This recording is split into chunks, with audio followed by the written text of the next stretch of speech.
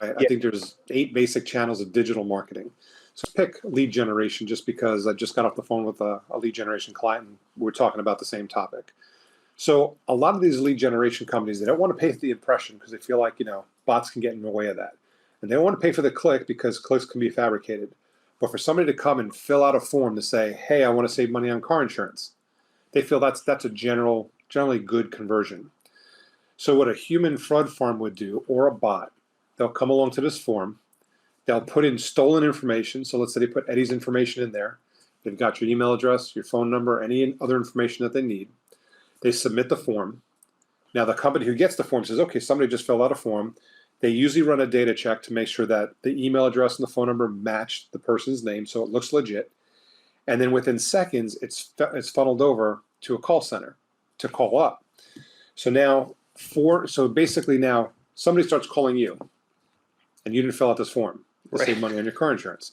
Right. So there's 4 major impacts that happen in a situation like that. The first thing is that lead's never going to convert because you didn't fill out the form, right? The second thing, let's say it's a big brand and they call enough people like this, they're going to run into a brand reputation issue. People are more worried about how you got their information than anything else. Mm-hmm. The next thing is if you didn't fill out the form and your phone starts ringing right now with a number you don't recognize, most people don't answer it. Right. Because they're robocalls, right? So it takes longer to reach somebody who's not expecting your call. Now, if you filled out the form yourself, hit submit, and a couple seconds later your phone's ringing, you kind of expect that. But again, it takes longer to reach. So now they're spending more money on call center resources.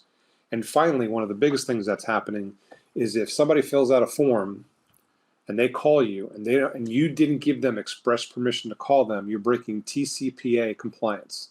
Right. And it's the fastest growing class action lawsuit in this country. That fraudster, what happened? They got paid, let's say $5 or $10 or more, depending on the vertical, to fill out that form. Mm-hmm. And as long as it passes the basic tests, they get paid. Right.